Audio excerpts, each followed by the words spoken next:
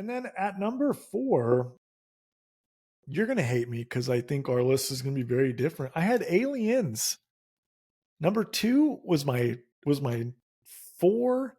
top 4 Alien movie, because I think I mentioned this when we were talking and when we got out, was like, we are a different age. So we grew up with different Alien movies. Like when I was young, there was a different movie that was the Alien movie that I watched. Mm-hmm. And that movie is my number 3 movie, Alien Resurrection. And I think everybody... I'm going to shove everything off the desk right now that you have that in front of Aliens. I don't know if you've ever had anything on a top 5 list that has upset me as much as what you just did. I really don't. I had them flipped, and then I thought, you know what? I'm going to flip that the other way because I think it's time that Howie gets riled.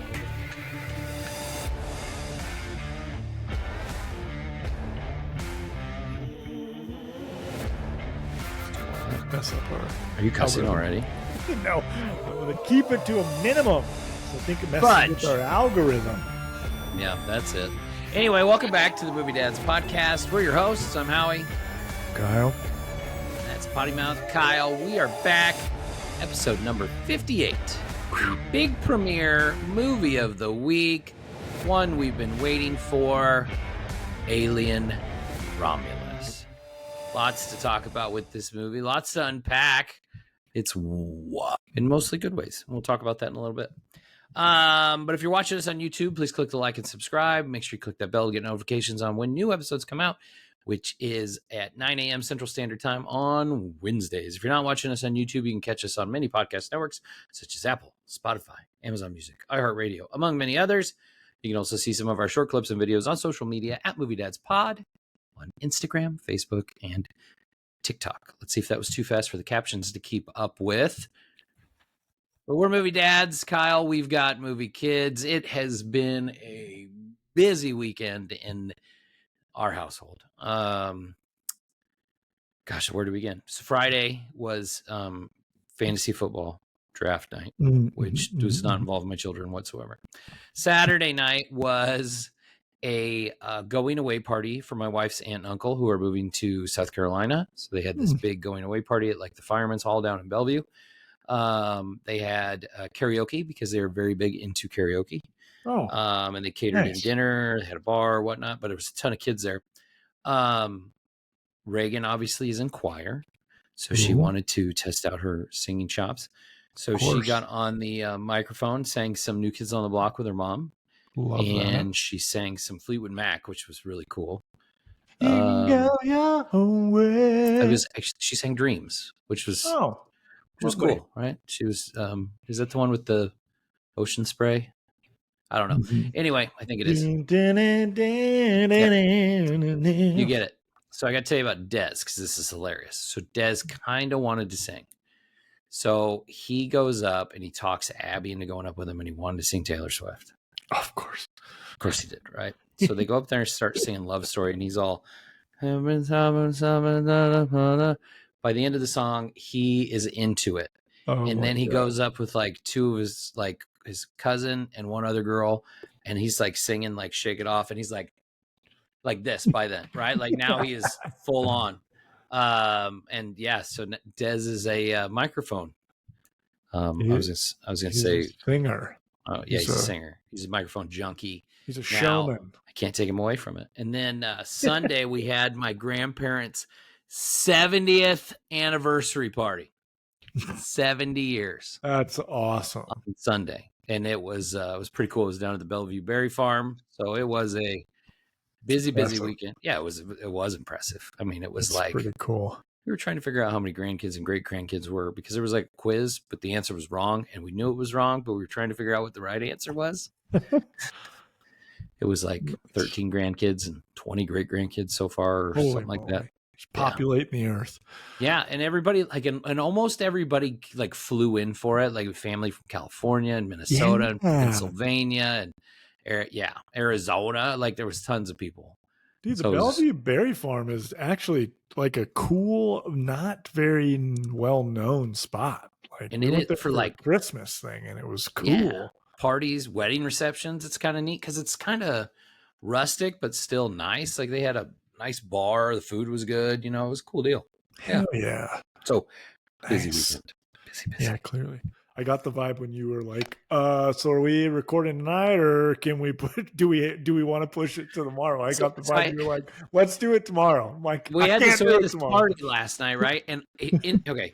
First off, I have not had a day off from work in 3 weeks. I am freaking Jesus ready to die. So God. I was training a guy last week for work, and I had 2 remodels going on, and I had an inventory. I mean, it was just the whole week was nuts. So then every year after we go to Nashville, we have to do this big like cascade meeting where we have to present to like our teams, right? So it's the only time of the year where our teams get together, and it's always this week. It's like 2 weeks after Nashville, we have to do it. The only day we could schedule was today. So shit. I had to be like an hour and a half away at 7 a.m. this morning to set up for this thing that started at 9.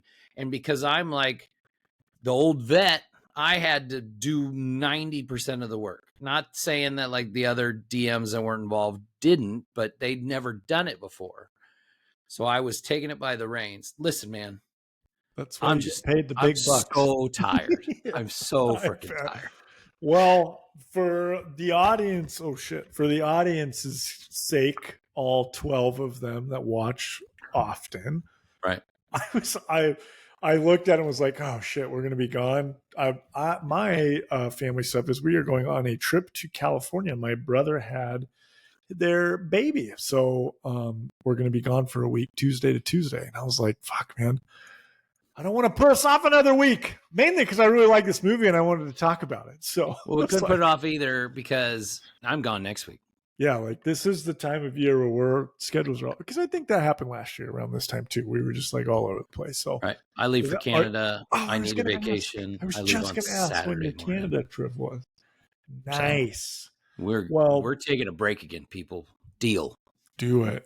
Unless Howie's going to be holding a salmon in the middle of nowhere with zero cell service. So last year we recorded before I went. We recorded like the night before I went to Canada. Oh yeah. And so I was like, when I get up there, I'll upload it, because that was back when we usually recorded Friday nights and I tried to upload on Saturdays, right? Mm-hmm. That's the Wi-Fi in the middle of the freaking forest. It uploaded on like Tuesday. It took 3 days to upload the episode. So no, I will not be recording with fish in my hand because it won't upload until you get back anyway. So that's right. Oh, that's great. Well, I'm glad you're doing your annual Canada trip. It's a good time. So I know you always enjoy good cigars on that trip.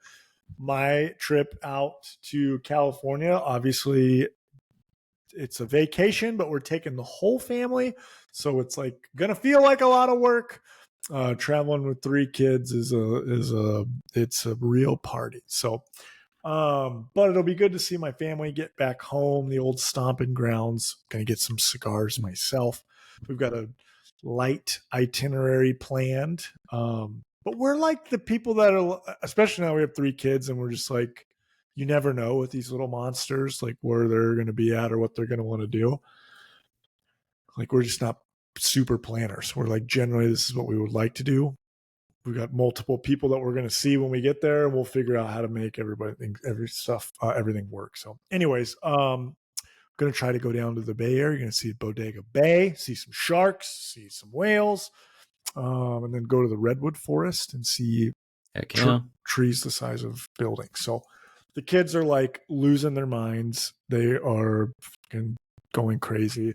Of course, I had to work today. It was like the second you're about to leave work is when all of the things go wrong, which is the same thing that happened with my wife today. So her and I both were like, we have 7 million things to do. Like, why is this happening? And then I had my first football practice today with the flag football team. So I was trying to get stuff ready for that. So parents don't think I'm a total just space cadet.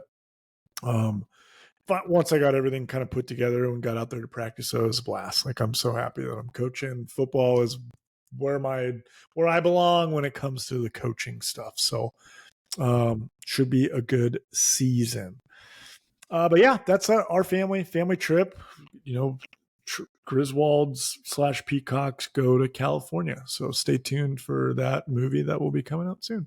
Nice. But let's roll that right into, speaking of things that get us excited. Let's roll into my most excited segment, the our 6 to midnight.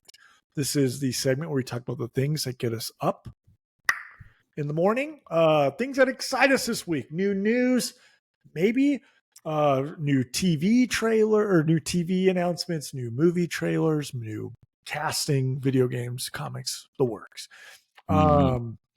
We were talking before the episode. It's like, this week we've had so much with like Comic-Con and D23 Right. that it's been like hard to keep up. Our 6 to midnight has been like 40 minutes long.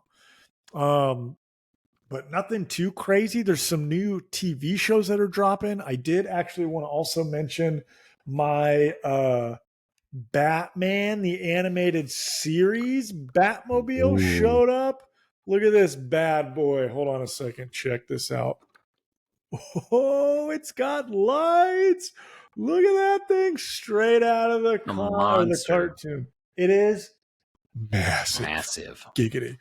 But very excited that finally came in. I've got a ton of like Batman stuff all prepped and just needs to go on the wall. I haven't done it yet, but was excited that came in. The new Batman Forever Batmobile from McFarlane just pre-order dropped, which obvi I bought it. So, but yeah. And then if you want to take it from here and talk about some of the shows and things that you were going to talk about, and then I'll mention the other two. There is one thing that I wanted to talk about. So obviously you've come on this segment several times and talked about how I've been buying comic books lately. Oh yeah. Most of them are hanging up on the wall behind me, and some are on the wall in front of me that you can't see. But I'm excited because I have lots of cool comic books, right? That I bought. Amazing Spider-Man 300, first appearance of Venom. Pretty exciting stuff. Last week I got one of the comic books that I've always wanted since I was a kid. And so I've got to show that one off. Yes. What did you buy? Incredible Hulk, number 181, the first full appearance of Wolverine. That's on the cover. Amazing. And that is a very expensive and one of the most popular comic books of all time. And one of the most recognizable covers of all time. Yeah.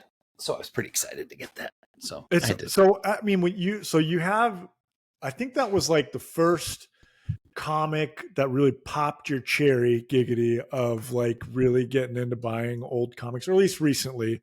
You had bought the issue before that, and you like showed up at my house and were like, bro, look at this. And both you and I, it was like, because he shows up in the last panel of Hulk 180, right? He has he's in one panel at the end of the book. So it's his technical first appearance, but they call it a cameo, and there's a lot of that. So like Amazing Spider-Man 300's first appearance of Venom, but it's his first full appearance because he actually showed up the issue before, right? And that's kind of how it works. So this is his first full appearance. He's on the cover, all that. And it's considered, one of the milestone comics in comic history. For sure. Because Wolverine is Wolverine. The issue before the one you just showed, like when you showed me, it was like Pulp Fiction when they open the box and like the gold like light comes out. Yeah. So, but when that came, it was like, oh shit, like that's amazing. And because we're super nerds, we know exactly what it is. But both of us are like, the one that the world knows about or is all about, even casuals know, is the one you just bought. And that is wild. It's crazy. I got a pretty good deal on it too. I mean, I won't go into details, but it's... Yeah, you're always finding those freaking deals. That's the thing. It's like, ooh, if this dropped to this price, I'd probably consider buying it. And then, of course, a day later, it's like, price drop. And I'm like, oh, okay. Well, maybe I should honestly, our like setup for the pod does not do your room justice. Like we'll have to post like a showing the rooms off like as a short one of these yours days. Doesn't either, because yours is but yours I have like slowly built from just behind me, but there's a lot of empty space that I haven't got the content that I want to put up. Your room We is don't like have an inch of it's empty corner to space. corner, but Looks like this. yes, and there's so many cool like sections of fandom, like Lord of the Rings, Marvel, Batman, like Star Wars, Zelda. Your room is fucking dope. Thank you. And we need to have the world see. I sent a Snapchat of it after the draft, and I Oh, had did like you? 10 people that were like, Yeah, "Holy shit!" there's a glimpse. Yeah, like your Magneto setup. Every Yeah. shelf Howie has like comics very specific to the figures behind, like very seminal This comics. is all like It's just DC and yeah, Batman stuff yeah, along freaking, here. they're just awesome. He's got his nerd Mhm. arcade cabinets. It is a Mm. nerd's dream in there. Giggity, nerd's wet dream. Mm. But yeah, so I mean, those were literally none of the things that we talked about for No, Six to but that's Midnight. we But wanted to touch on that. that's We got important. time. We Yeah, got time. So news broke tonight, actually, just right before we started recording. Disney has pulled the plug on chances of a season 2 for the Acolyte. I shock guess and awe, I know, right? shock and awe. I take that two ways because one, I didn't really care for the show Mm-hmm. because I didn't like. I think I went into detail before. I didn't like how they watered down Anakin's story, but I wanted them to talk more about that though because I want to find out exactly what they're talking about with this virgin stuff that they kept talking about. I want more details on it. I know they touched on it, but I want more details. We saw Darth Plagueis. We didn't get anything with him. We just did a glimpse. We saw Yoda at the end. So he left us all these teasers, and you're done. You're done. The show's over. But it's okay. I'm okay with it. What do you? I know there's literally only Star Wars nerd contenters that have been like raging about this show.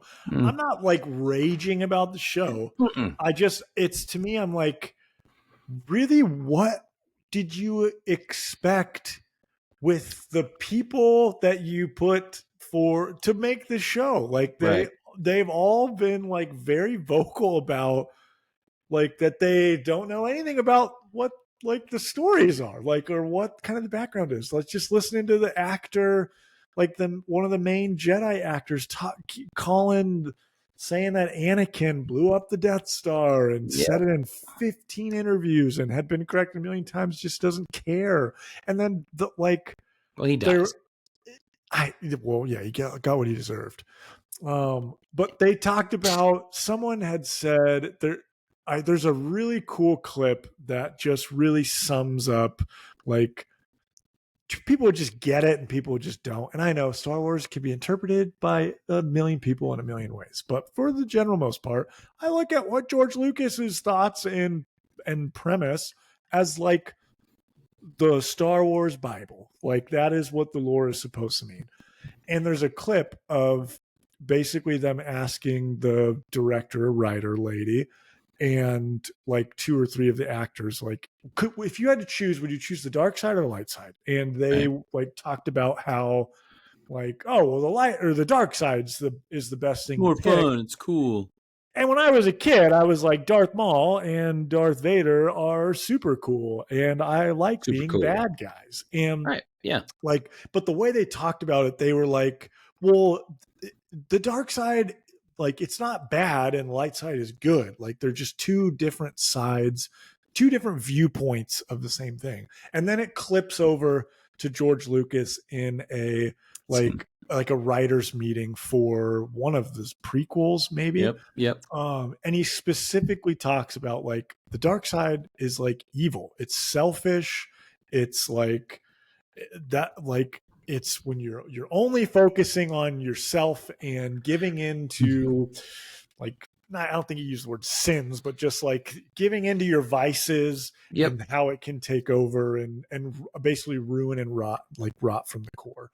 And talked about like the light side being like doing the right thing. The hard path is the path of doing good. Like, and so just seeing those two clips together was just like, God, this is why the show didn't do well.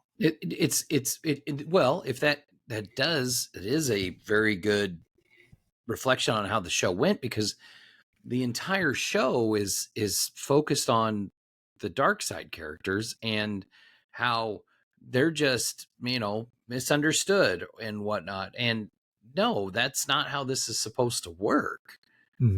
It's exactly what you said. It's they're just taking too much away from what George Lucas had planned and how he made the dark side. You're dead on, and that clip is perfect for what the problem is with Star Wars. Like, and that's actually a problem with a lot of superhero movies anymore too. Is it's like, why can't your bad guy just be a bad guy?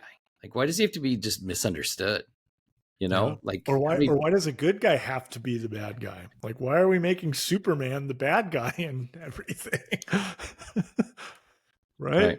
Yeah. So, no, you're right. It's good. It's good to bring up. But anyways, but yeah, sad. See, Acolyte. I'm not sad. What you got? What new things are coming out? So there was a little bit of news too. So they're developing a Pacific Rim TV series. Legendary Pictures is. Eric Heiserer is going to be the showrunner. So he's working on it for Legendary. He wrote the Academy Award nominated screenplay for Arrival. He also wrote some other movies as well, but that's one he's most well known for. So I'm a huge fan of Pacific Rim, the original, with Charlie Hunnam. I think it's a badass movie. Not so much the sequel, but I really like the first one. So a prequel we just series. Had that combo, didn't we? We did at the draft, actually, with somebody. We were talking about it. But I'm excited to see what they do with a good TV series. And I know, like, TV is so much different than it even was 10 years ago because of all you got these major stars making TV shows now, because like we might just do one season and that's it. And it's almost like more like long form movie storytelling that's on the small screen, right? That's just streaming, because you've got 8-10 episodes.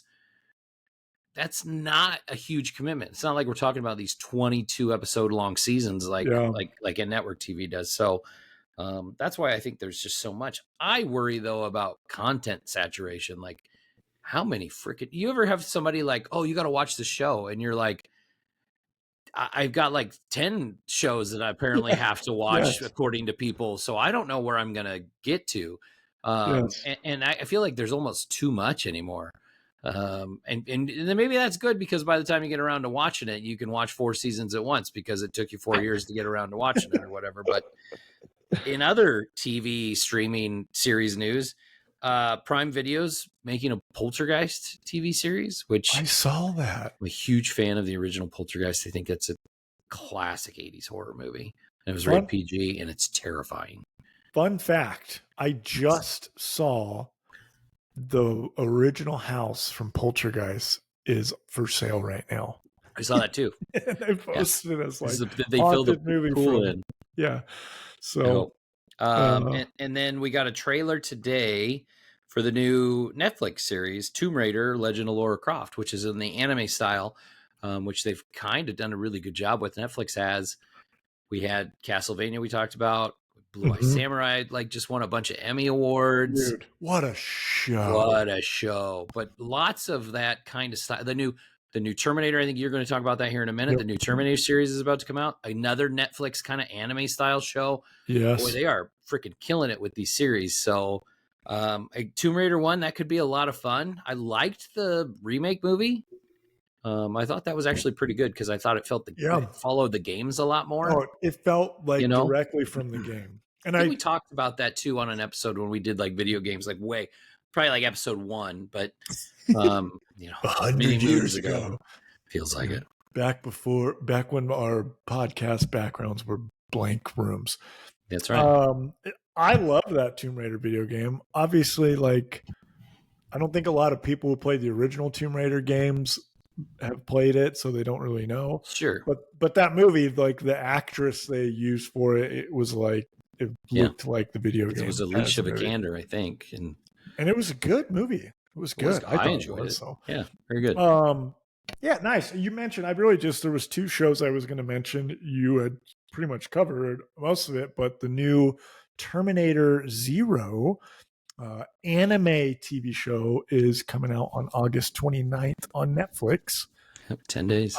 I'm I'm excited for that. I'm gonna watch the shit out of it. Mm-hmm. From what I was reading, it's set like it's basically supposed to be. It's between 2022 and 1997, but it's like post Terminator 2. So like So, Judgment Day mm-hmm. is like this is the next thing in the story from Judgment Day. It's not following Sarah Connor. Thank God. Love me some Sarah Connor, but we don't always have to be around the same people. Yeah, and let's get some good Terminator content, shall we? Dude, you got anime. Get wild with it. Like Cyberpunk, the anime show from the video game, they were like, it's a cartoon. We can get crazy with it. Like Blue Man, Eyed Samurai. talk about a franchise. I know we've talked about Terminator before, but man, how the mighty have fallen. Oh, it's crazy. Oh, yeah, Wild. it's sad that such an iconic franchise from my childhood mostly, but Yeah. our growing up is just like was decimated with has more shitty movies than good movies now, and that's a tragedy. By a long shot. It's too bad. like it's I don't want to say the Alien franchise is in that boat, but oh, nowhere near. Actually, Terminator's had some really horrible ass movies. Yeah. So We'll talk about. We could talk about this more when we're talking about Romulus, but like you and I had some discussions previously about like Prometheus and Covenant, and kind of how the Ridley Scott's kind of new vision on what he wanted to tell this backstory. And there was somebody at Fantasy Football on Friday that talked about how much they like Prometheus. They talked about it multiple times. And like, listen, I almost think that if you view that movie as its own thing and not as an Alien movie, it's okay. Yeah. I think because it was supposed to be this Alien prequel, it was a letdown because of that. Does that make sense? Totally makes sense. Yeah.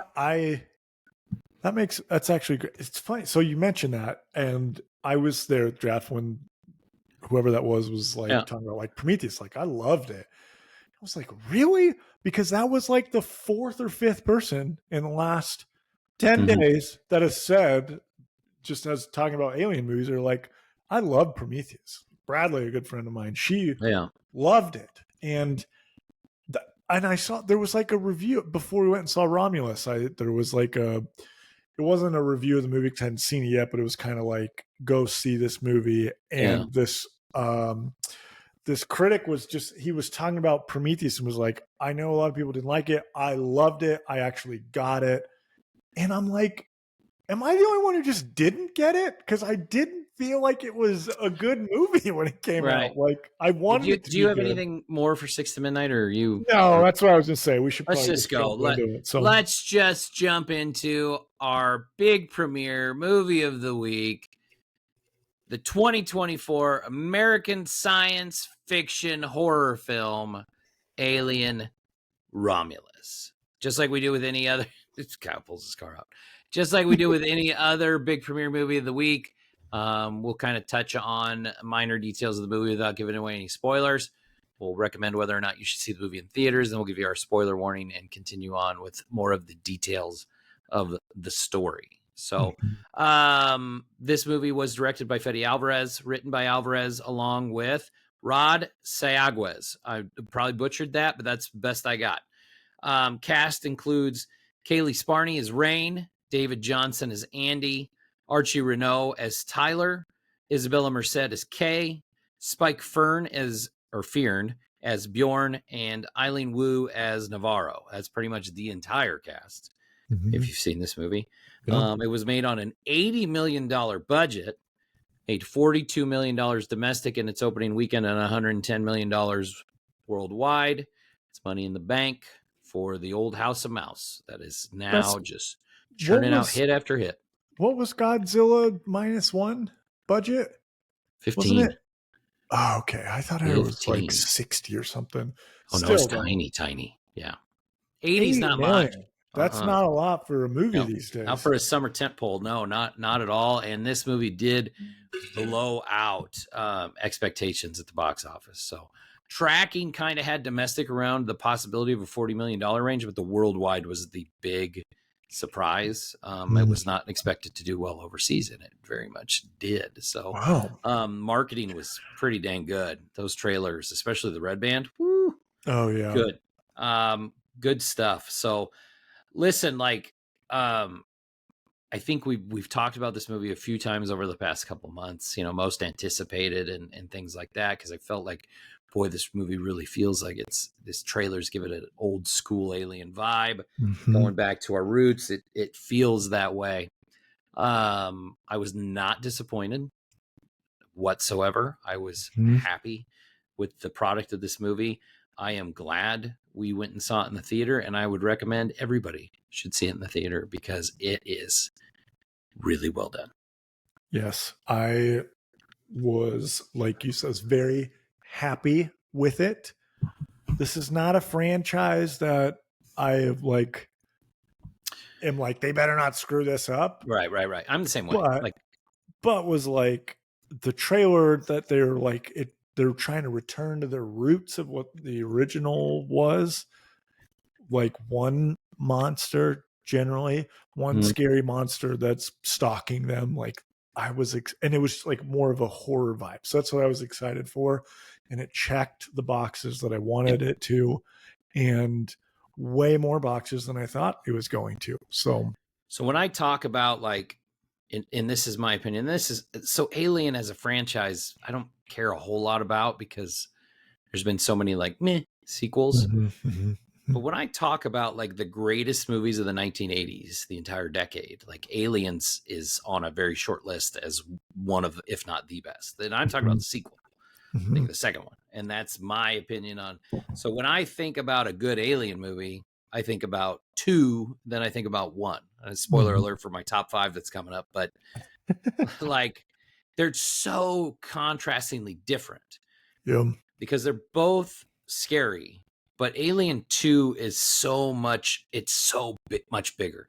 It was, it was one of those movies that they made the sequel and they made it massive. Yeah.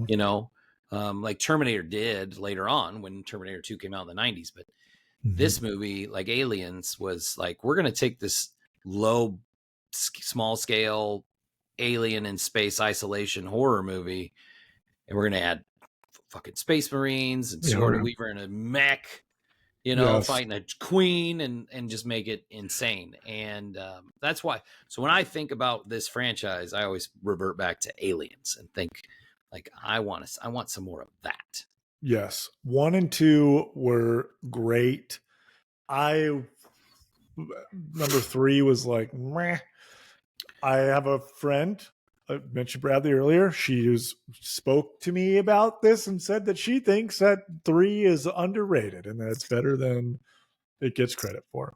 I might say something like that in my top 5. So we'll get to that. I just for me, 1 and 2, take out all the. I feel like we're talking about our top 5 stuff, but we are. But Prometheus and Covenant. Prometheus felt like it was like they're going to do this big, massive prequel to give us all the info of how we got to where the Alien movies were, and it was a huge letdown because people were like, "Wasn't this supposed to be an Alien movie? It wasn't anything what we thought." So then Alien Covenant came out, and they were like, "We're gonna bridge. We're gonna get the Prometheus stuff that was cool, but we're gonna give you the Alien stuff that you want." I think having Michael Fassbender, and everyone will disagree with me on this, but I actually think he was distracting from the whole world of Alien. Bradley was talking about, she wishes that Michael Fassbender would have been the android that was used in this movie. I just think he would have totally overshadowed his story arc of David and Prometheus and the Alien Covenant. Just felt, I don't know. It just felt more about David and his story and less about the cool setting of Alien. The original Alien to me was so great because it's a small group of nobodies that find a terrifying thing out in the middle of nowhere that they can't get away from. Very similar to a movie that just came out that we're talking about. So yeah, sorry. I know we're getting off track here, but let's jump into the movie. I will tell you this. We're going to give the spoiler warning. I recommend you go see it. It does do a very good job of capturing the vibe of the first one. So spoiler warning. Yeah. man, what a fun film. First off, like $80 million, the practical effects. Like, could you Dude, imagine walking through with all the freaking crawlers? Like, terrifying. amazing.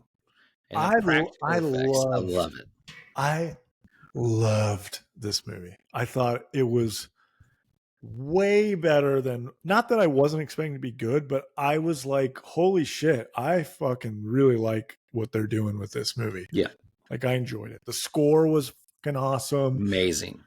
The Like, set design, dude, the practical fantastic. effects is so important, and it is what made this movie feel real. Like, it didn't feel like we were just watching a bunch of CG things Right? running around. If, like you said, it felt like the freaking Face like huggers. the face huggers were Yep. like, I was like kind of just like clenching my teeth a little anytime they were around. They just creep me out. There's this scene where there is a room full of freaking face huggers and they have to go through it. Oh, So that they was raise the temp of the crazy. room.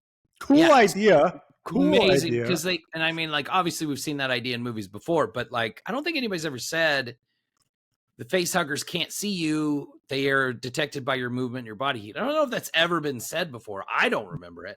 No. So when it's said by the android Andy, and he says that, and so they're like, we'll raise the temp of the room, and then we'll just have to walk slowly. And he's like, all right, no goosebumps, no sweating, no anything, and they're everywhere, and it's. Whew. Yeah, you're like, And oh my god, why don't have say they anything. not? We said this first as soon as we got out of the theater. I was like, they did so many things in this movie, and I was like, why have they never done that in an alien movie before? Because it was awesome. Yes. This scene and Yes. one other one that we'll talk about in a minute, there where I was like, that's so fucking cool. Why have they not done that before? Yes. So At that, like, literally that scene gave me like a sense of dread of like, oh my god, yeah, don't fucking say anything. And then when the other girl calls like in a panic on the microphone, I'm like, shut the fuck up. like all the Shut air up. gets sucked out of the. Ooh, Stop shit. talking. Yeah, So it's wild. that was crazy. Yeah. Boy, this movie has a very, very, very basic premise, but there's so much about Prometheus and the original alien that show up in this movie that it like ties a whole bunch of cool stuff together. So there's this group of very young individuals, and they're on a mining colony, and they work for Weyland-Yutani, everybody's favorite evil corporation in the alien universe. And basically, our main character, Rain, is supposed to work 12,000 hours in order to get her freedom to get off the planet. Mm-hmm. She did. And when she goes to cash in her hours and get off the planet, they're like, nope, we doubled it. You have to work 6 more years. Holy shit. That's insane. So she has an android companion named Andy, who she refers to as her brother. Her parents are dead from working in the mines. So basically, her dad programmed Andy to basically make sure anything that works for her is what his like prime directive is, right? Like he's supposed to help her. And he's an old obsolete model. So he comes across, he stutters, he stammers. You could tell he's not working at full capacity, right? Mm-hmm. So there's a group which includes her ex-boyfriend and her ex-boyfriend's sister and cousin, and then there's one other person in their group. And they need Andy to get onto a ship that's floating above where they're at, because there are basically cryopods on this ship that they've detected that they want to scavenge so that they can jump and leave and cryo sleep to the wherever they want to go, right? Yeah. That's the entire point of the movie. There, I just gave you the whole thing. So then they basically are going to go up and they're going to steal these cryopods and they're going to get out. But of course, trouble brewing up in the stars. It's not a ship. It's a space station. What you got? I was just going to say, before we even jump into the ship, one, I thought the opening to this movie, the opening itself was incredible. Yes. Like the feeling and the vibe in space, that it's quiet as shit. You roll up on a ship in the middle of space. It's dark as hell. Feels just like dreadful, but cool. And it does. Basically, the ship shows up and it it's like it just did this super long journey where they cryopoded and went for years, and then the ship turns on and shows up to where it needs to be, and it just literally picks up this rock, this space rock, Well, it shows up amongst around some wreckage. yes, a huge space wreck, which you can tell is It from says a it says movie, the name of the ship. The name of the ship is floating there. You see which Nostromo.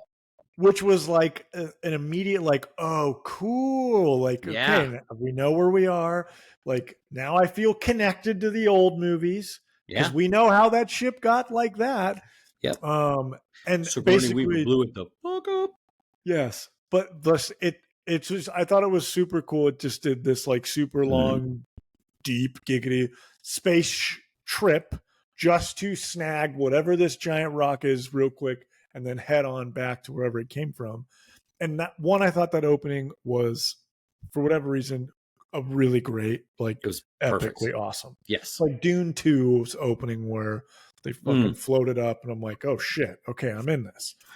The other thing, I felt like getting to see the colony and like getting to see her, like I just worked all these hours and having to go and just like this shitty colony, or it just feels like a garbage dump, but that's life. There's a bar, there's people doing entertainment, but it still looks miserable. It feels unsafe. It feels dirty. Yep. She has to go into the government or her company to basically say I'm done, and they're like, "Yeah, just kidding. Thanks for your 1,200. Here's another 1,200 or 600. Here's another 600." Extended your contract. Yeah, like Congratulations. and just the way they built up that, like, this is where we have been. This is where our families have been. This is a cyclical cycle that we cannot get out of.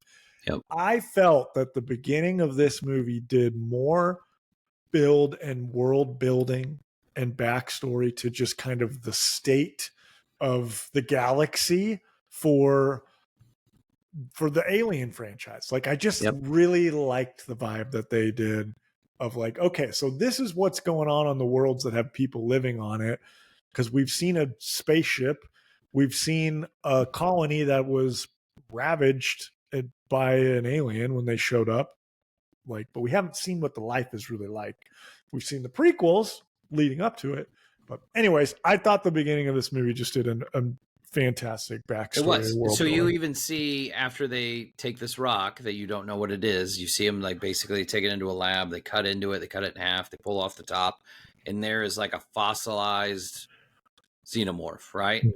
And so you assume this is the creature from the first movie. Like this is it. Like this is Ripley blew it out of the airlock. That's it. And you find out shortly after they arrive on this space station that's floating up there. It is in fact the original xenomorph, and there's its dead body in the ship. They find a hole where its blood had melted through the floor. There's so cool. Many. Yeah, it's so cool. The space station is old. It's been in disrepair. Like there's no oxygen. There's no gravity. So they have to get in with Andy to turn everything back on. Right. So they get it all turned back on, and they need to access where the cryofuel is because the pods are empty. They find the pods. They're in good shape, but they got to get fuel. So they find the room where the cryofuel is at. But Andy can't access it unless he's a science officer. So they find the half of a dead, I guess, immobilized android, right? You don't see the android, you just see that it's been cut in half. Yep. So they take out its chip and put it in Andy. And now Andy all of a sudden is smart. Yes. Right? All of a sudden Andy's now fully functioning android. And then it turns out that the android that they find, that only the half of it is Rook from the original Alien. And they did a tremendous job capturing Ian Holmes' likeness and voice. Because obviously he's been dead for a few years. But I just realized we've been calling them androids. I think they call them synths or synthetic or synthetics in this. But what did you think about them bringing him back? I thought it was cool. I thought it was super cool. I really did. I thought it was super cool He too. in that first movie. Go ahead. Sorry. I was saying, I was going to say, it plugged us back in Yes. to the first movie, Right. and felt like it tied us. The first movie is so scary because of the xenomorph. He's scary in the first movie because he turns on them all. Yep. Right. And it's wild, and he's nasty. And Mhm. so bringing him back, that was a cool callback. That was a cool choice. And I liked it a lot. I like that cool choice. I did. See, I agree. Like, that was one of the moments in the movie where I was like, oh, cool. Yep. That's okay. Like, I liked that they were doing callbacks and Yes. and nostalgia fan service, Mhm. but also I felt really worked for the story because Yes. he's a synthetic, he's a robot. They're gonna make Yep. a lot of those exact models. Like so like I just thought I really enjoyed that. I did hear from some people, of whom I won't name, that they did not like, they wish they would stop CGing or putting actors who have passed away in movies like Rogue One, like with Tarkin, that when they Yep. brought Tarkin back for Rogue One. Yep. I see. I agree with, like, I wish they wouldn't do CG because I think there was some moments where we got CG, but I think they practical effects him as well in some of those moments. Like, I thought the practical effects was the right way to go, especially since he's a synthetic, he's a robot. Mhm. You could rough him up; he doesn't have to look exactly like Yep. him. Anyways, loved his story. Love that they brought him back, and I love where he takes us in this path. I liked it too. So the area where the cryofuel is happens to also be the lab where all the facehuggers are stored. And so they start What an opening up. uncomfortable room. And you see that scene in the trailer. There's something in the water. Yeah. And there's everyone's swimming through. Everyone's got a British accent. It's really bad too. But it's swimming through it. There's some really intense, crazy jump scare bananas scenes. And I was kind of bummed because, like, you knew if you saw the trailer who was getting the face hugger because you've seen it. Yeah. You've seen it in the trailer. And I was kind of like, I wish they wouldn't have given that away, because I thought that kind of took, like, oh, well, it's not going to get him because I know it's going to get her. Yeah. Because I've seen it. Good and point. I was kind of bummed about that. But I guess you got to try and market it somehow. But I feel like they gave a little too much away. But ultimately, facehugger attaches to Navarro, hatches out of her chest back on the ship. Now there's a new xenomorph on the loose, right? Terrifying. That's stalking, and it's great. And it's practical effects. Again, I saw some of the behind the scenes stuff. You sent me some of that. The xenomorph is fucking crazy. Dude, it felt like the first movie where you watch one. I loved they brought, because I think some of the tech in the movie was brought from the video game, Alien Isolation. So I will tell you this is right before that you jump into that part. It was one of my fun facts was Fede Alvarez actually said him playing that game is really what inspired his writing and how he created some of the environments in this, because he loved how much that game captured the essence and he wanted to recreate that. So cool. And I did not mention that, but one of my favorite parts of, like, capturing the vibe of that world from those original movies was, like, everything's analog. Like, yes, it's futuristic, but everything is analog. It's like 80s, 70s, 80s. Like, it doesn't feel like everything's computer generated CG touch screen. It's like, it's analog, it's grounded, it's real. Yeah, yes. Like, it feels like you got to use dial-up internet for everything. So, like, the technology, like this futuristic technology, still feels like old stuff. So, like, the like when she puts, like, the 3D imager, like the X-ray thing, on her back, and you can see through. Like, I thought that scene was just great, and they practically effect that alien popping out. You could feel her ribs breaking. It was like, oh yeah, the sound, even like whoever did the sound on this movie, very good job. Yes. Uh, Yeah, so obviously gets loose. We're starting to we're losing people. We got Bjorn in the ship right after the chest burst. It's basically the xenomorph makes its cocoon pod mhm. and to grow right into full size after being the chest burster.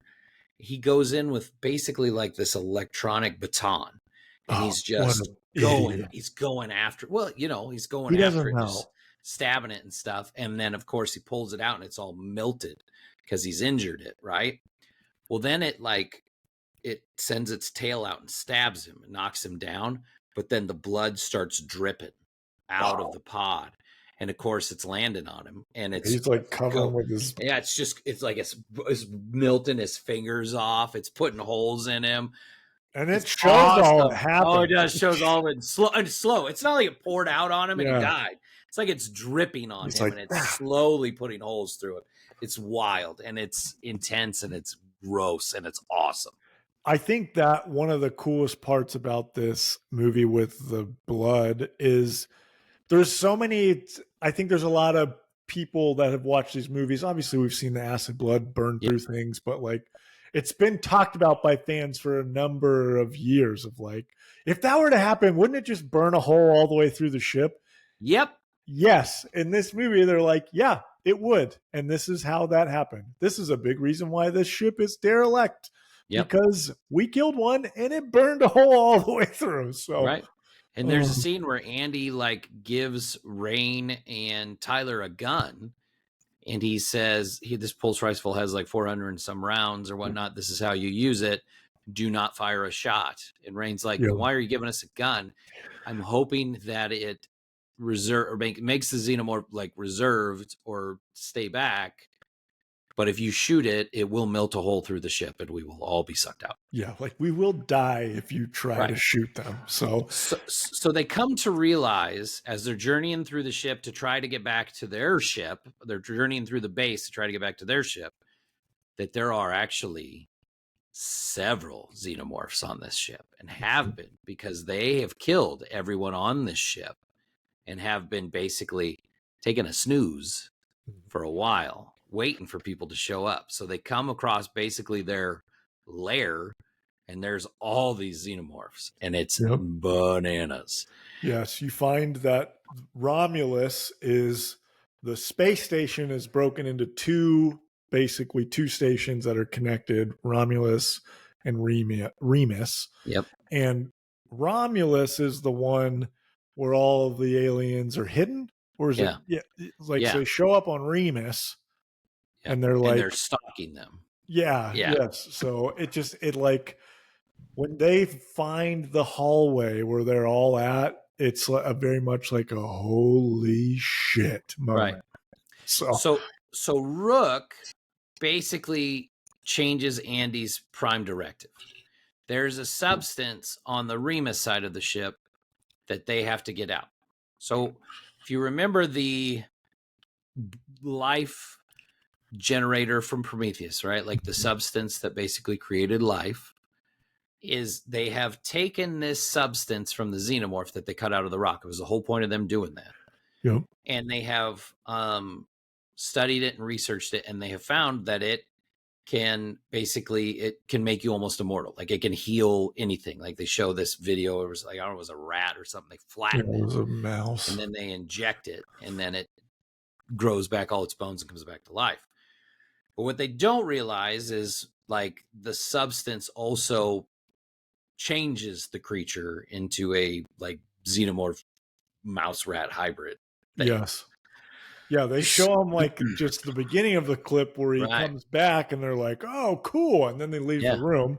They take the stuff and they're like, yay, this will save people. And then the camera pans over to where the rat was that was on the video. And it's like this overgrown monstrosity dead thing. It's like, oh, God, that is not the savior.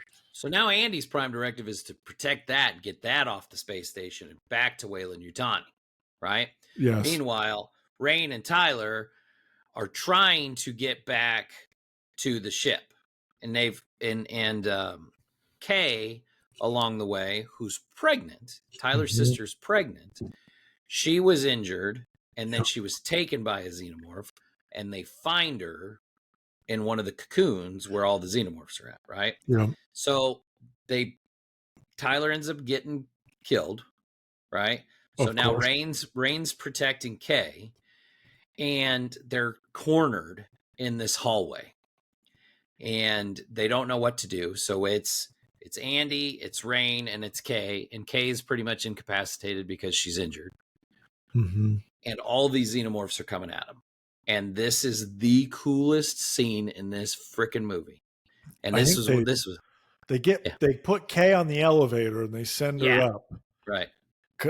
So like the coolest scene in the movie. You tell it. No, it's they're cornered. They don't know what to do, and all these xenomorphs are coming. So Rain shuts the gravity off and just blows them all away with the gun. Just kills them all. Yeah. And there's blood just like circling. Their acids just circling in the air because the gravity's not on, right? Yes. So her and Andy have to like launch themselves through it, and she's all weaving, and it's wild. It's so fucking cool. I feel like because they set all of these up throughout the movie without you even realizing it. Like when they first show up, there's no gravity, and then all of a sudden it drops down, and then you find out that the ship circulates itself every like certain amount of minutes. Even if the gravity's off, it has to recirculate to keep things like move. They explain it, and it makes sense when they explain set it up to where like you know that the facility can be in 0G because it happened. And when they're at the end of the hallway, they send up Kay on the elevator, and the aliens are coming. She didn't want to leave Andy behind because Andy was hurt. So she was like, all right, me and her are going to go up on this ship or go up on the elevator and leave, but Andy can't come. And she was basically like, that's my brother. I'm not going to do it. So she sends up the girl. And you feel like you're at the end of the road, and there's no, like, they're not going to survive this. They're just sitting there waiting for death. And then she looks over and sees like the gravity kind of. I think all of us collectively in the theater were like, oh shit. Yep. Oh, she's going to turn the gravity off, and then the blood's not going to hit the wall. And it like, as it happened, boom, boom, boom. It was just like, this is such a cool, the like auto aim machine gun just freaking like wrecking what felt like hundreds, but probably like 30 or 40 xenomorphs. Right. She was just like wrecking them. So then, like you said, swirling xenomorph dead bodies, acid, blood, rain everywhere, and they just like float through it. It was cinema. And she gets to the end, and there's a part where she can't stop, and she's gonna hit it, and she fires the gun up so it shoots her down, so she goes under. Cool. It's pretty cool. It's pretty badass, actually. Like the whole thing. I will say this because we haven't really talked about the actors. Everybody was great. Like awesome. Bjorn was a dick, and you hated him. Navarro's chest burster scene, she was great. And Isabella Merced as Kay, when like Navarro's chest bursting in her arms and she's like losing her shit, is wild. But Rain is a spiritual successor to Sigourney Weaver, 100% in my opinion. I thought Kaylee did great in that role. Amazing. I believed it. Badass. I believed that she's this like broken young girl that now is like, you know, I ain't putting up with this shit. And like then hardened badass. And you and I, the first person we talked about when we got out of the movie was Andy. David Johnson as Andy, because he plays both the sympathetic, like non-functioning well brother android, and now the corporate, I have to do no matter what, prime directive, save the substance. Highly intelligent, more than anyone in the room. Yep. Like played both perfectly. Like you believed both so much. He was great. He was awesome acting. He felt like two different characters, complete characters. Same actor, and like was just great at switching between the ones that like I thought that, like you said, we talked about it after the movie, because I think for me he was my favorite part or actor. But I think, like you said, Rain was like today's Sigourney Weaver. Like she's the new badass, and she was amazing. And I Yes. loved all of these actors are really not well known or on the up and up and have been in a couple of movies, but like this movie just let them shine. Shockingly, an alien horror movie Yep. let these actors Just really mostly no name or mostly people that I've seen her in that thing, but I couldn't tell you her name kind of deal, right? which is kind of why whenever someone had mentioned they wish like, oh, I wish they would have had Michael Fassbender in it to tie kind of Prometheus movies in. I feel like he would have overshadowed. Like Probably. you can't have that superstardom in this movie and all these other nobodies. So I agree. anyways, I was good at that. So anyway, the gravity's off. Andy and Kaylee are now flying up the elevator shaft, right? Basically, she's pushing herself up. She's also shooting, to propel herself up. And the gravity starts to reset. And one of the xenomorphs has come up and grabs onto her with his tail. Andy is like waiting. There's a little bit of, fighting in there. She's got a couple bullets left. He's got a couple bullets. But basically, the xenomorph's about to kill her. And then Andy kills the xenomorph with the gun, with the bullets they have left. And he does the infamous line, "Get away from her, you bitch." That's hilarious. Yeah, it was so funny. I laughed. It was funny. I thought it was it great. was the perfect. I liked it. It was cheesy, but it was also like, I liked it. It was funny. I thought it was cool. It played to the character, so it did. And meanwhile, Kay has the stuff, the syringes, right? She's injured. She knows what it can do. She injects herself in the neck, right? Nobody knows. So they get back to the ship finally. They fill up the cryo stuff on the pod. Andy's there. Rain's there. Kay's there. Kay's injured. She's pregnant, remember? So Kay puts her in the pod first. She gets Andy plugged in, and Rain's about to get in her pod when Kay starts screaming, right? And there's this horrific birthing scene in the pod where this thing climbs out of her, and it's almost in like an egg sac that's filled with the acid, right? And it comes out, and you can tell it looks human. And I'm thinking the whole time, I'm like, it's going to look like the thing from the end of Alien Resurrection. I'm going to be pissed off because that thing was so stupid. And I don't know why that thing bothered me, but this thing didn't, because this thing was fucking terrifying. What's terrifying? Like that thing in Alien Resurrection was ugly and gross. This thing was nightmare fuel to the 9th degree. Dude, it's straight out of what's the artist that basically all of this stuff is like based off of? Geiger, H.R. Geiger. Yes, H.R. Geiger. Like it's straight out of H.R. Geiger. So it's like human and alien goo. They used a 7-foot and 7-inch tall Romanian lanky ass basketball player to make this thing. Yeah, a dude who was viral on the internet a couple of years ago because he looks very like anatomically weird. Yeah, like super long limbs, super scrawny. Yes, his legs and his arms are as fucking thick as my finger. He's got no neck, and he's 19 feet tall. When you sent me the GIF of it or the meme, I thought you were joking. That was really the guy. I didn't realize that was actually who they used. Yeah, so that was actually the guy. But he basically kills his mom and eats part of her. He looks kind of like the what do they call him in Prometheus and Alien? The creators, right? Isn't that what they are? They're the engineers. The engineers, is that right? Yes. And they did that on purpose because he's created from the injection from the substance, right? The source of life substance. So they made his face look like one of the engineers, even though it's Slender Man in the engineers. He like rips Andy apart. Rain gets into a spacesuit because he's breached a hull, right? And she kind of fights him down in the cargo bay and ends up jettisoning him out. That freaking thing is gross, and it's I keep saying terrifying. It is nasty to look at. That thing's awful.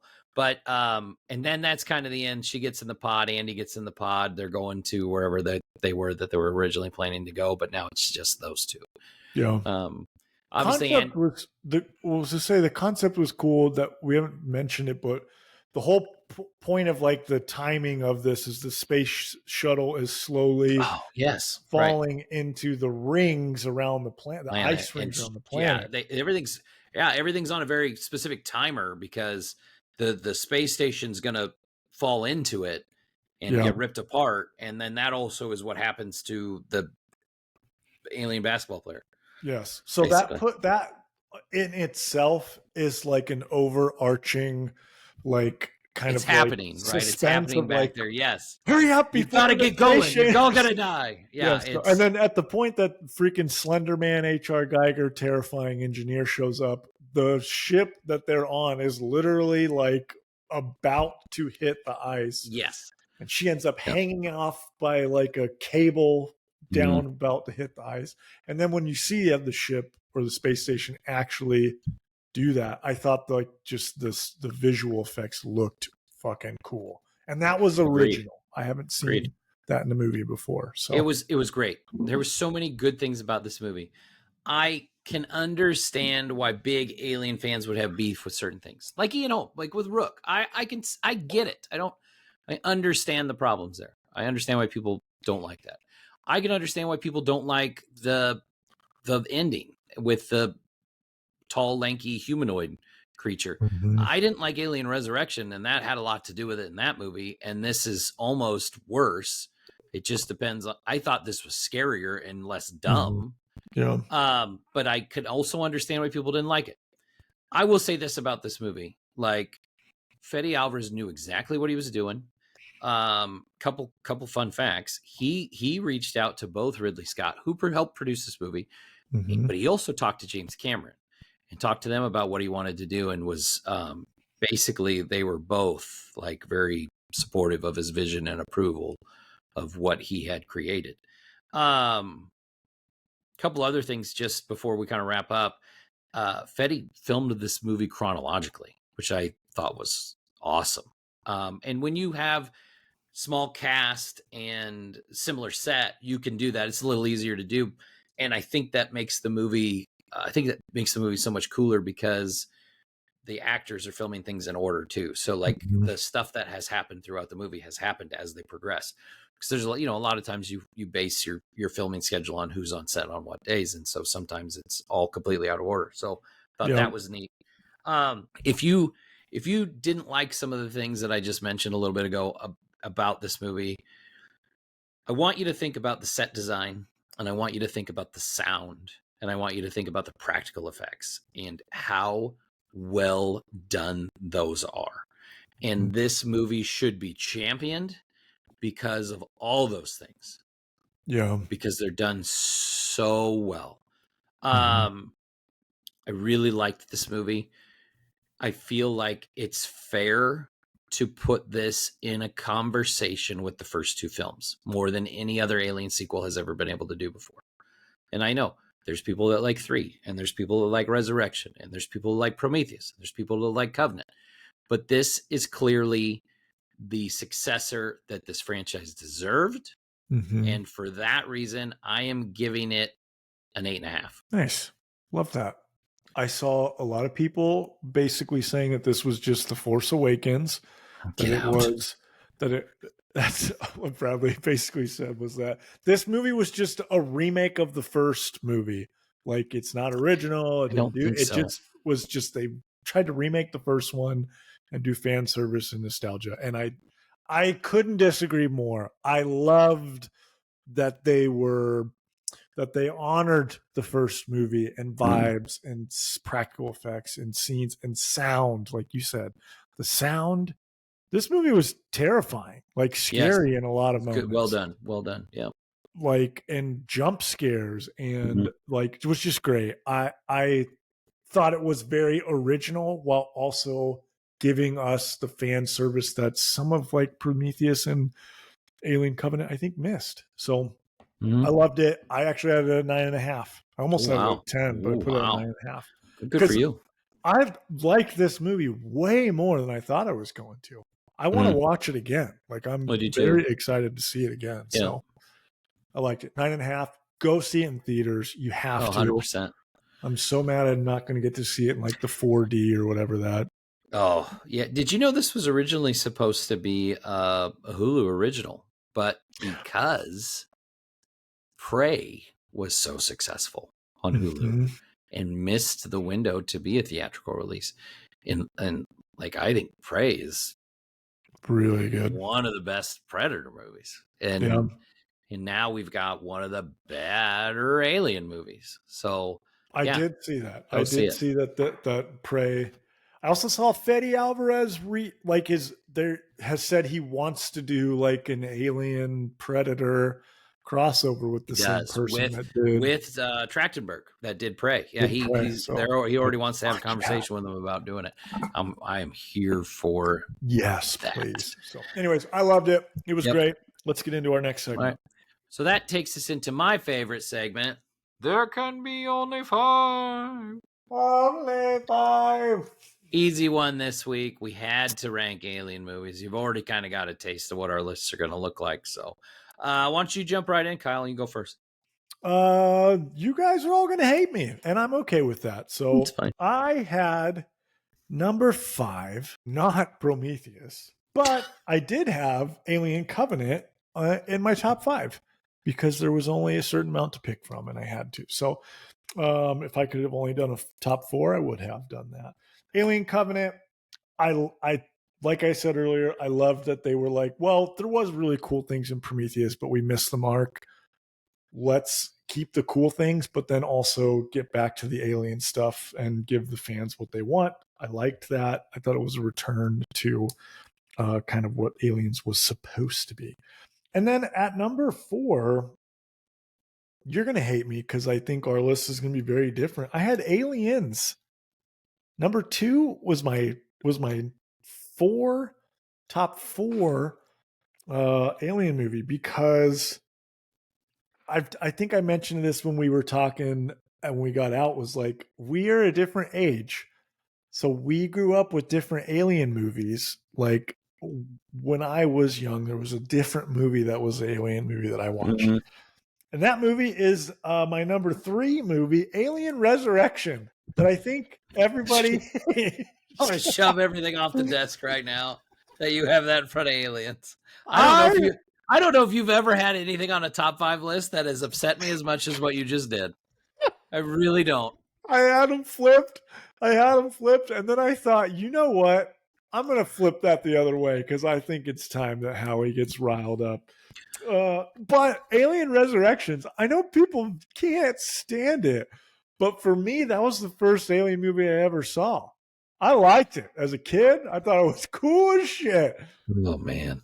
I didn't know that there was other ones before that. So I saw that, and then as I got older, realized there was more and went back and obviously realized there are better movies in the franchise. But because just like at the draft, when people asked me what is my favorite Batman movie, and I said Batman Returns, and they were like, what the fuck is wrong with you? Batman 89. I grew up on Batman Returns. That's what we watched in my house. Same with Resurrection. That's why it's my number 3. Number 2.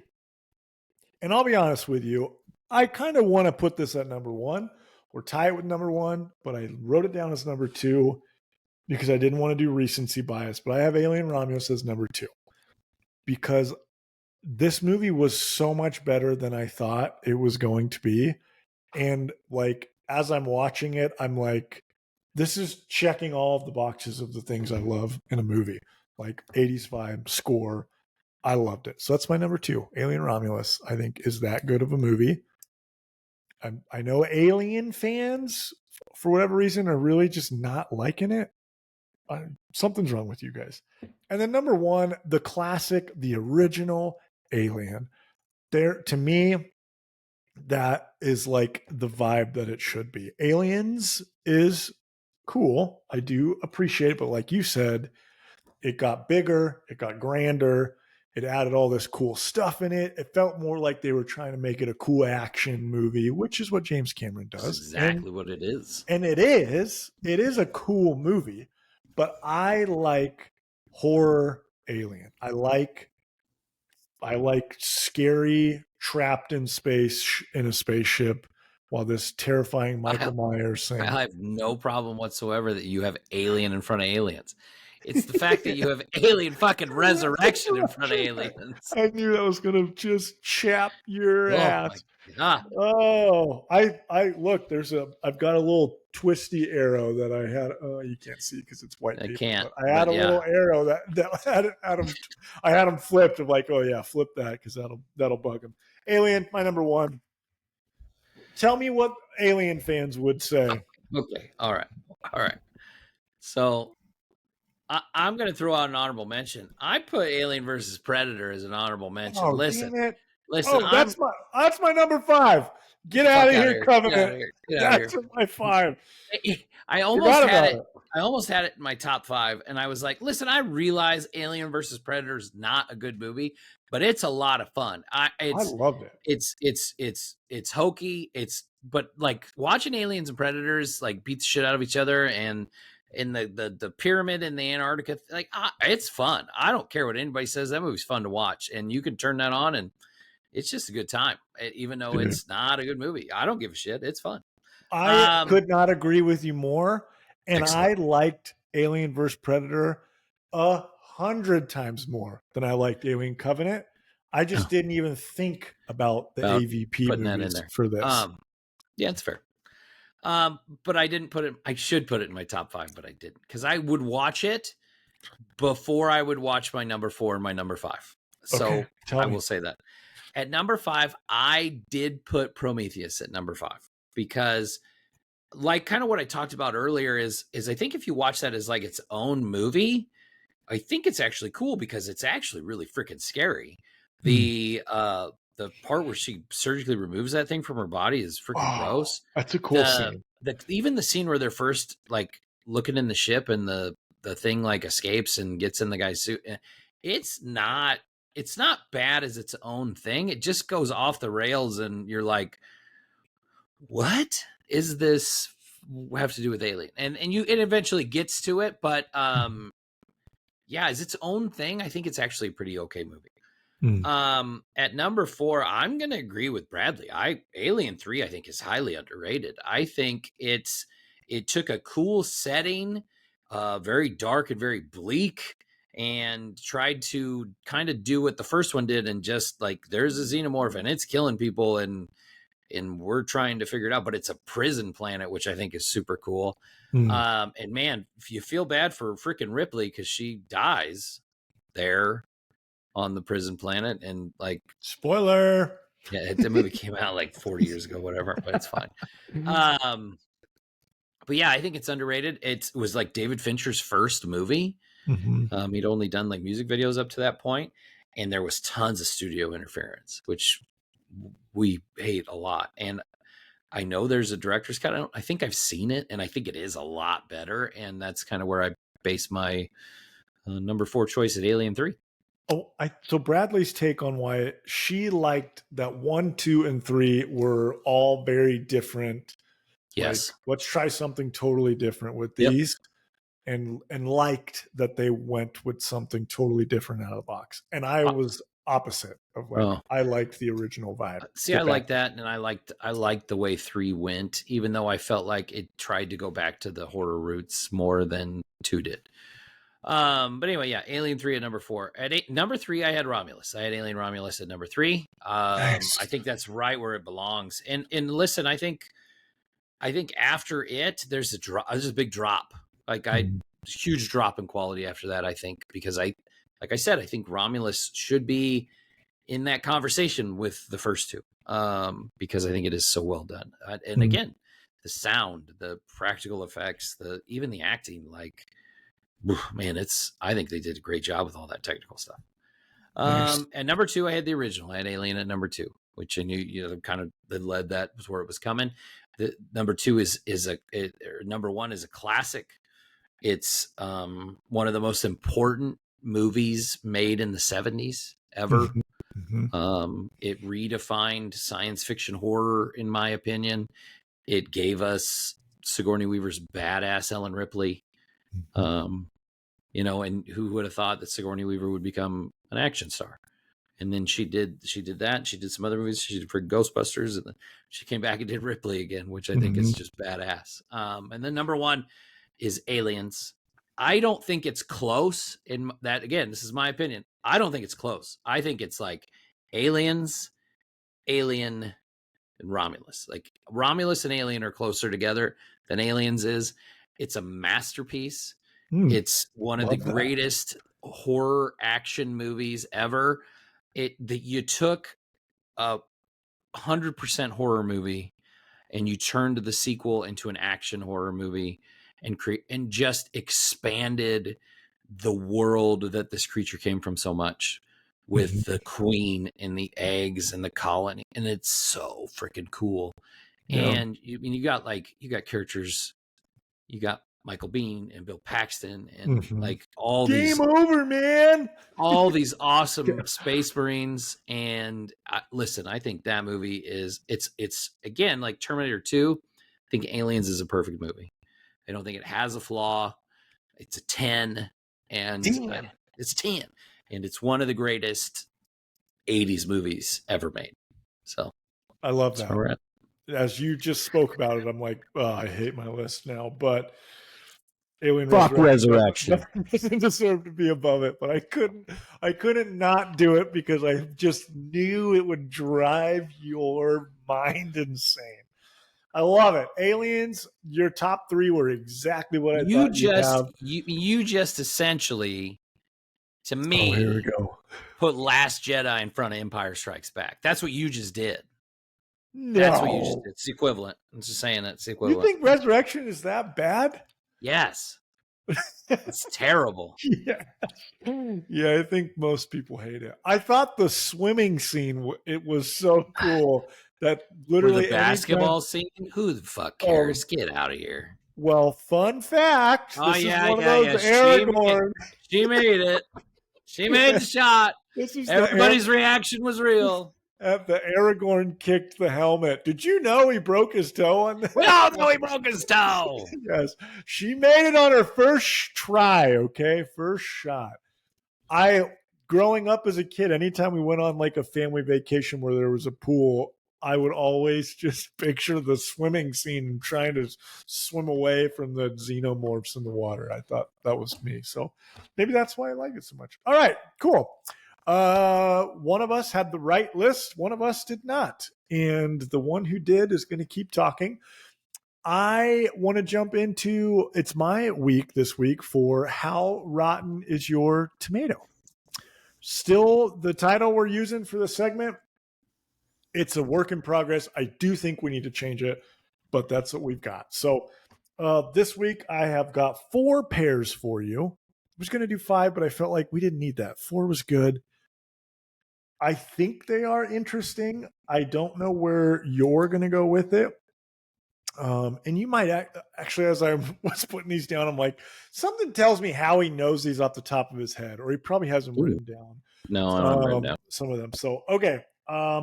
Let's start with 2 movie franchises that you love and a director of whom we just watched.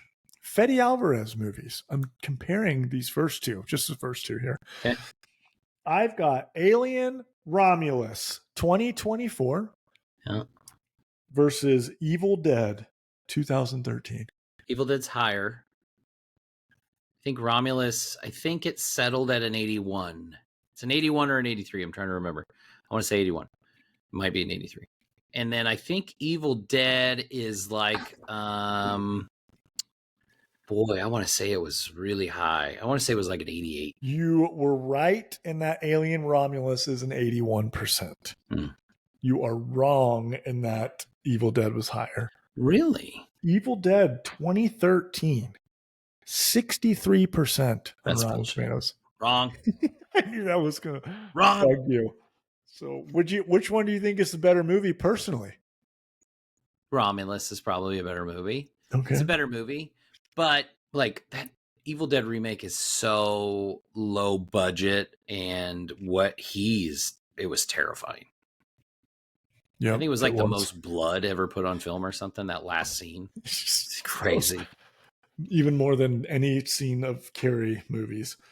Okay, jump into our next one.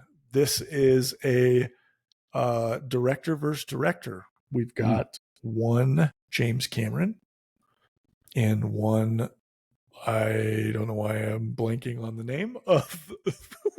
You'll tell me who did the original Blade Runner? Ridley Scott. God, I'm a fool. Guy who Ridley did Alien. Scott. Yeah, I know, that's one. Here we go. Let's jump into movies. God, I should write these things down before we start. I've got 1979's Alien versus 1986's Aliens. Don't look down because you probably have it written down. No, I'm not. Okay. No, I'm thinking. I'm like looking all over. Your number one versus your number two. Where'd they fall?